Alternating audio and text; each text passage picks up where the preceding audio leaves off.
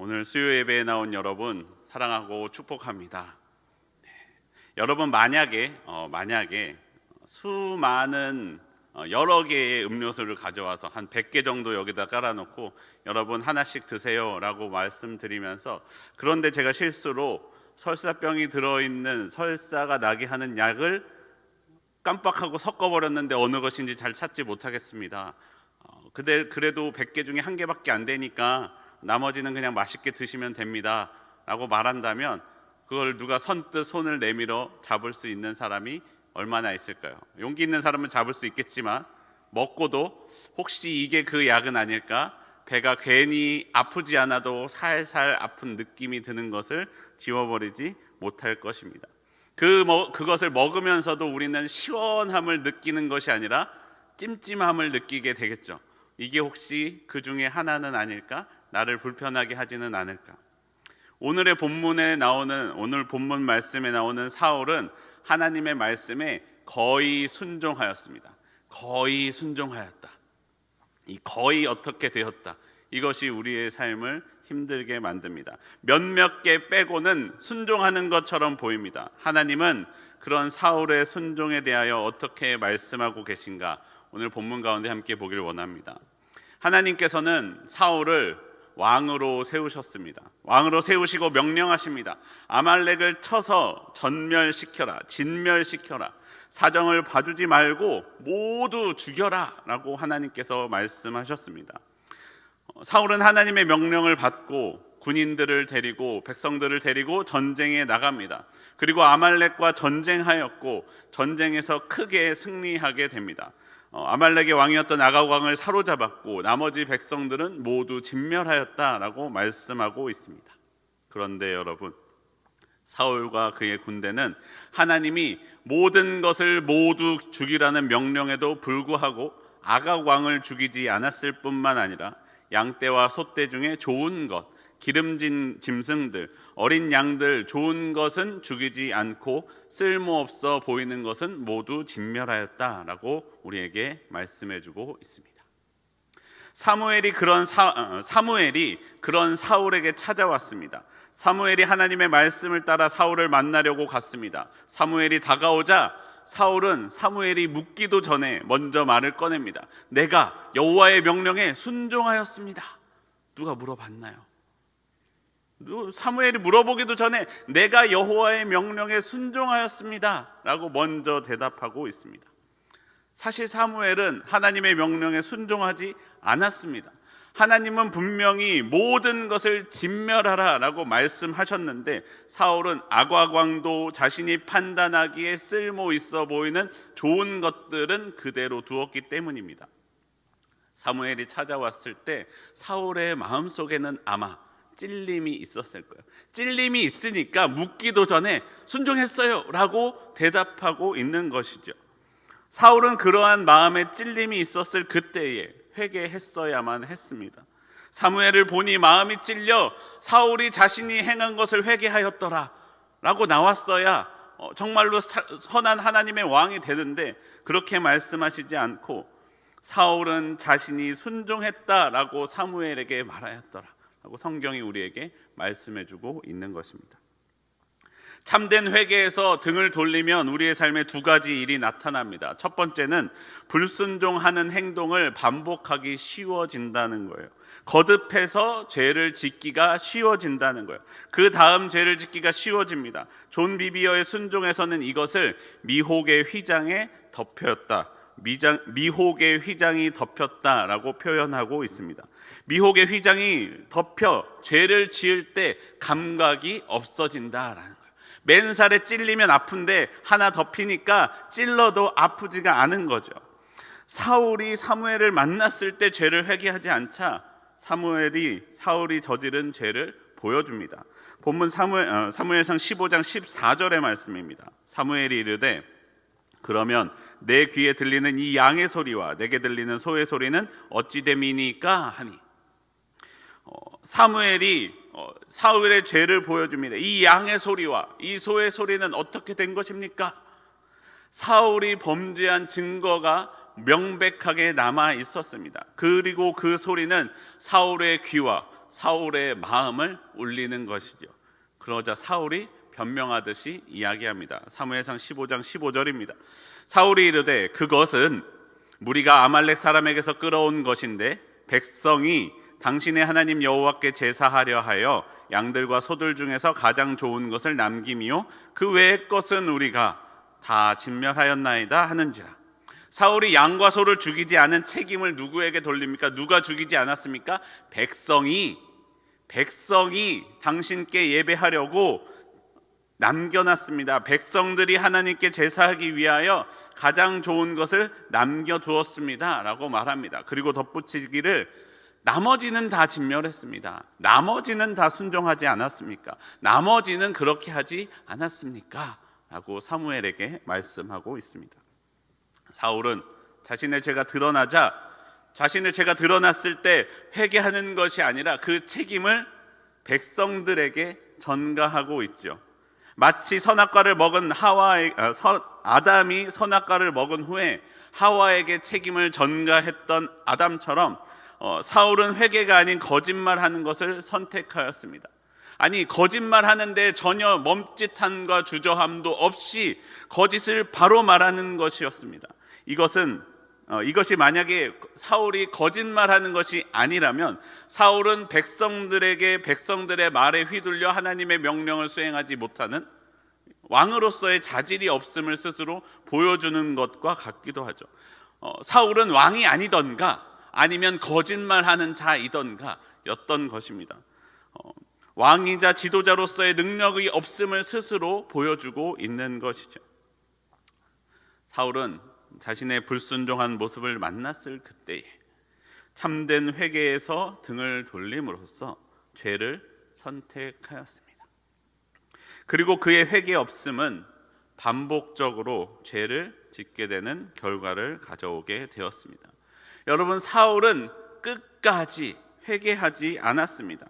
새로운 거짓과 변명으로 자신의 행동을 정당화하려고 애쓰고 있습니다. 그리고 이때에 참된 회개가 우리에게 나타나지 않을 그때 나타나는 두 번째 모습이 사울의 모습을 통하여 보여집니다. 우리가 참된 회개에서 등을 돌려 죄를 반복해서 짓게 되면 죄를 짓는다는 감각이 둔해지게 됩니다. 죄를 짓는 감각이 둔해지게 되면 우리 두 번째 나타나는 모습이 무엇이냐? 그 죄에 대한 감각이 둔해진 그 감각의 자리를 죄책감이 아닌 논리가 차지하게 된다는 거예요. 죄책감의 자리를 차지한 논리는 더 이상 하나님의 명령을 그대로 수행하는 것이 아니라 자신이 판단하고 생각하기에 옳은 대로 행동한다라는 거예요. 논리가 그 중심을 차지하니까 명령이 차지하는 것이 아니라 논리가 차지하니까 생각하기에 옳은 대로, 맞는 대로 그렇게 해야 되지 않을까 하는 대로 사울의 판단대로 결정을 합니다. 이제 사울은 하나님의 명령을 어기는 것에 대한 전혀 아픔이 없고 당연하게 그렇게 하는 것이 맞다고 생각하게 됩니다. 하나님의 명령을 어기는 것에 대한 아픔이 없습니다. 자신이 정당하다라고 생각하고 결정하고 행동하기 때문입니다. 사울은 하나님의 명령을 어기고도 하나님의 명령을 거스르고도 자신을 정당화하고 있습니다. 사울의 행태를 보면 아마 그는 정말로 그것이 옳다라고 생각했던 것 같습니다. 그리고 자신이 생각하기에 옳은 행동을 하는 자신을 지적하는 사무엘에게 그 사무엘의 모습이 오히려 이해가 가지 않는 거예요. 그 양을 남기는 것이 무엇이 문제입니까? 그 소를 남기는 것이 무엇이 문제입니까? 아각 왕을 죽이지 않고 살려두어서 금은 보화를 취하려는 것이 무엇이 문제가 됩니까? 라고 생각하고 있는 것이죠. 오히려 자신의 논리로 하나님의 사자였던 사무엘을 설득하려고 하는 모습을 보입니다. 그러나 여러분, 우리는 기억해야 됩니다. 여러분, 우리는 논리대로 구원받지 않았습니다. 논리대로라면 죄인인 우리는 어떻게 되어야 마땅하냐? 심판을 받아야 마땅하죠. 죄인은 심판받는 것이 논리입니다. 그런데 하나님께서는 우리가 죄인 되었을 때 그 논리를 넘어 우리가 구원받을 만한 자격이 없었을 그때에 우리를 찾아오셔서 우리를 구원해 주셨다라고 말씀하고 있습니다. 사울도 언제 왕이 되었습니까? 사울이 왕이 될 자격이 없었을 그때에 하나님께서 사울을 찾아와 왕으로 세워주셨던 것을 사울은 까맣게 잊어버리고 있었던 거예요. 사무엘은 사울에게도 그 처음의 시간이 있었음을 다시 기억하게 해줍니다. 사울에게도 찾아가 이야기합니다. 처음 만남의 시간, 처음 왕으로서 가졌던 그 마음가짐을 다시 생각하게 해줍니다. 사무엘상 15장 17절 말씀입니다. 사무엘이 이르되 왕이 스스로 작게 여길 그때에 이스라엘 지파의 머리가 되지 아니하셨나이까? 여호와께서 왕에게 기름을 부어 이스라엘의 왕을 삼으시고. 하나님께서 사울을 왕으로 세우신 것은 사울이 아직 스스로를 작게 여길 그때에, 실제로는 더 보잘것없을 그때에 하나님께서는 사울을 선택하셔서 왕으로 세우시고 사울을 왕으로서 지켜주시고 왕으로 만들어 주셨다라는 것을 기억하지 못하고 있었던 것입니다. 하나님은 사람이 순종하지 않을 때, 사람이 하나님께 순종하지 않을 때 사람을 꽉 결박하여서 하나님의 뜻을 따르도록 하시는 하나님이 아니십니다.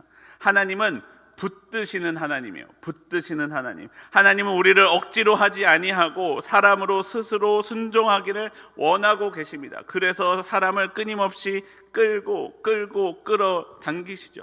그래서 그 사람 가운데 그 끌림에 끌려 스스로 순종하도록 인도하시고자 하는 분이 하나님이십니다. 오늘의 본문에 나오는 하나님도, 오늘 본문에 나오는 사울에게도 하나님은 역사하고 계십니다. 먼저 하나님은 사울에게 죄책감을 주셔요. 죄책감을 느껴 스스로 회개하기를 원하셨습니다.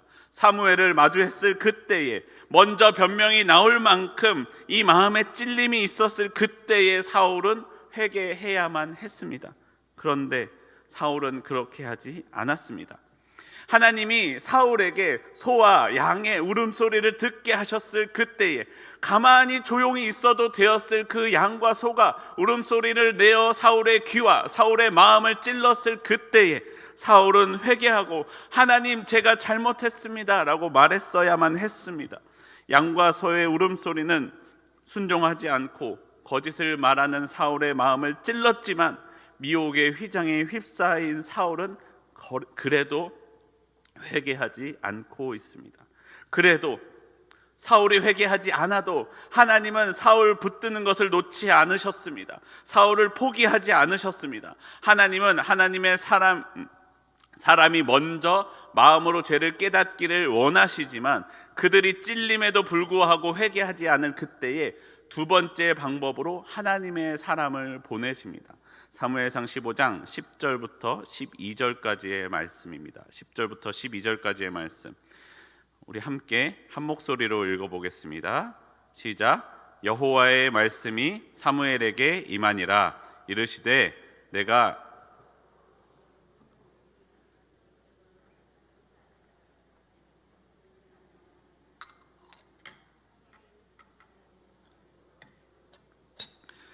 사무엘이 사울을 만나려고 아침에 일찍이 일어났더니 어떤 사람이 사무엘에게 말하여 이르되 사울이 갈멜에 이르러 자기를 위하여 기념비를 세우고 발길을 돌려 길갈로 내려갔다 하는지라. 아멘. 하나님의 말씀이 사무엘에게 임하였습니다. 하나님은 순종하지 않는 사울로 인하여 마음이 아프셨습니다. 그리고 그 아픈 하나님의 마음을 아는 하나님의 사람 사무엘은 근심하며 온 밤을 부르짖어 하나님께 기도합니다. 밤이 새도록 기도하였던 하나님의 사람 사무엘은 사울을 만나기 위해 아침 일찍 일어났습니다. 그리고 사울을 찾아갔습니다. 사울에게 하나님의 마음을, 하나님의 말씀을 전해 주었습니다. 그런데 사무엘이 하나님의 말씀을 전할 그때에도 사울은 말씀을 들으려 하지 않았습니다. 거듭되는 거짓말로서 자신의 잘못을 감추려고만 했습니다.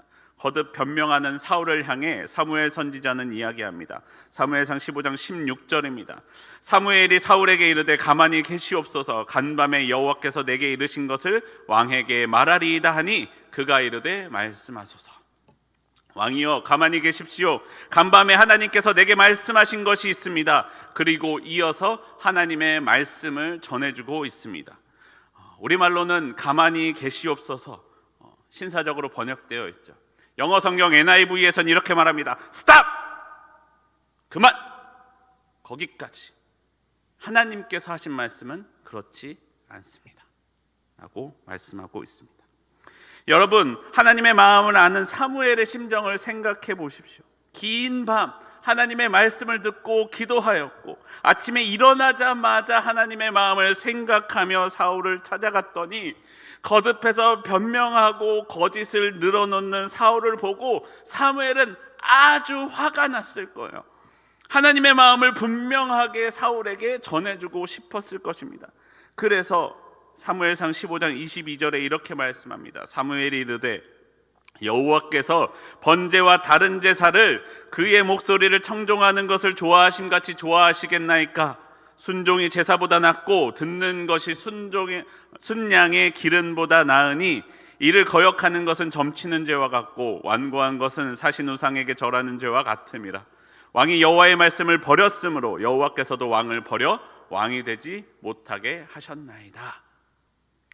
순종이 제사보다 낫고 순종이 순양의 기름보다 낫습니다. 왜냐하면 하나님의 말씀을 거역하는 것은 점치는 것과 같고 고집을 피우는 것은 우상을 섬기는 것과 같음을 기억하십시오 라고 말씀하고 있습니다.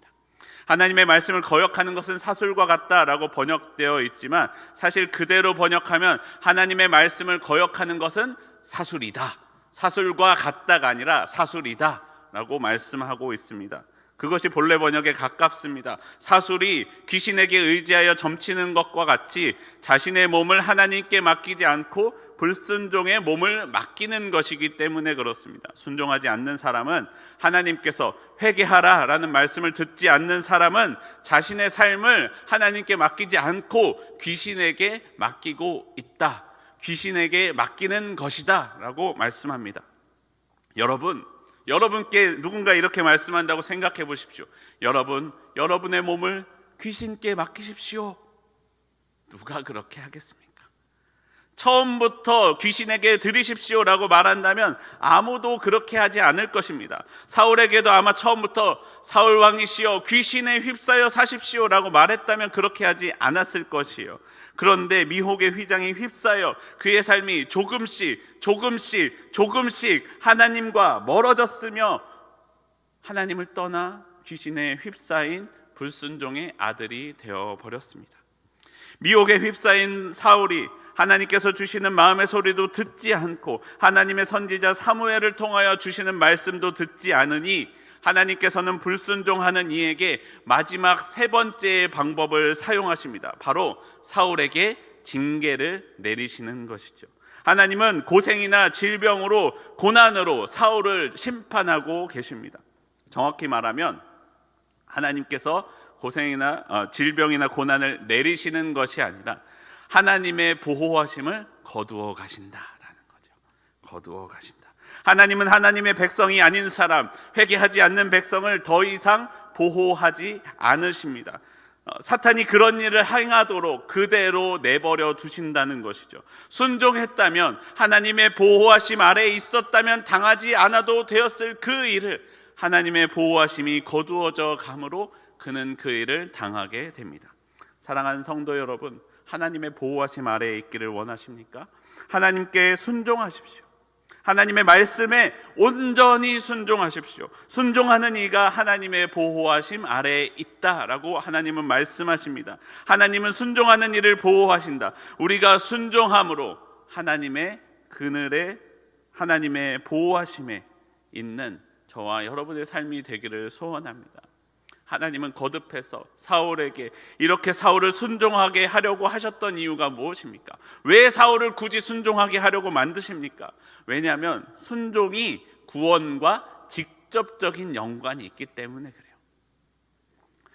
하나님은 불순종했던 사울이지만 그가 회개하고 돌이켜 하나님께 순종하여 구원을 받게 하려고 하기를 원하셨습니다. 불순종은 여러분 매우 중요한 문제라는 거예요.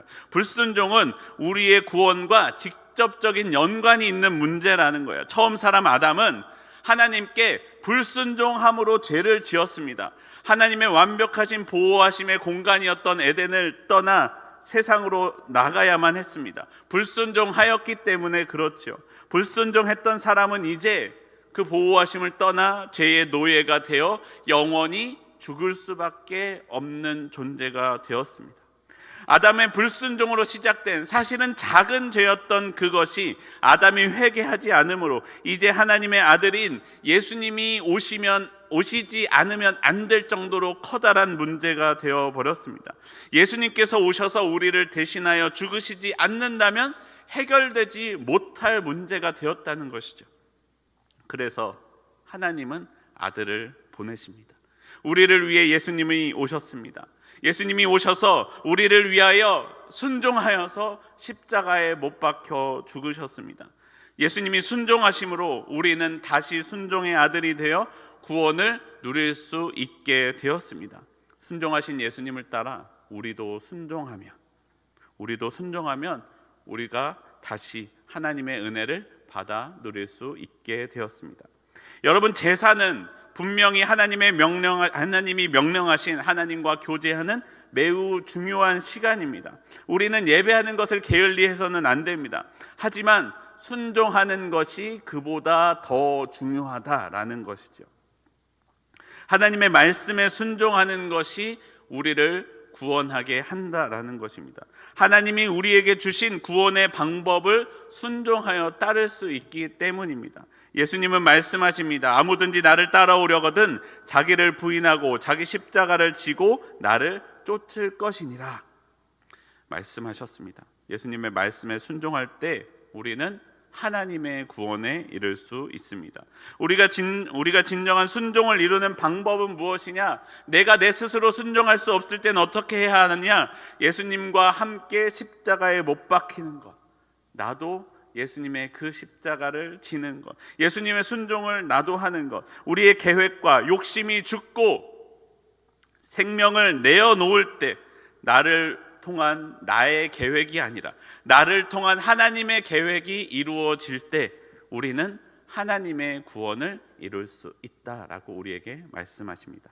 사랑하는 성도 여러분, 우리는 하나님께 순종한다고 하면서 사실은 순종하지 않는 모습들이 많이 보이고는 합니다. 여기까지는 하나님께 순종하고 여기서부터는 내 생각과 딴 것에 내가 보기에 더 옳은 것을 선택하기도 합니다. 때로는 사울과 같이 전쟁에 나가서 싸우는 것은 하나님께 순종하지만 이 싸움으로 인하여 얻은 전리품을 처리하는 문제는 내 뜻대로 사용하기도 합니다. 내가 시간을 쓰는 문제는 하나님께 순종하지만 재물을 쓰는 문제는 내 마음대로 하기도 합니다. 내가 다른 사람의 가족에 대해서는 하나님의 사랑을 실천하지만 저 먼 이웃의 다른 사람에게 대해서는 순종하지 않는 모습이 있기도 합니다. 그것이 우리의 삶이 온전히 하나님의 말씀에 순종하지 않고 있는 모습들이 있다는 것이죠. 그 내 안에 순종하지 않는 그 작은 부분이 우리의 순종을 무너뜨리고 결국에는 우리의 구원을 무너뜨린다라고 말씀하고 있음을 기억해야 됩니다. 그런 사람들은 때로는 나는 순종하지 않았습니까? 라고 스스로 생각할지도 모르지만 99.9% 순종한다고 할지라도 내가 순종하지 않는 그 한 부분이 있다면 그것은 성경이 말하는 순종이 아닙니다.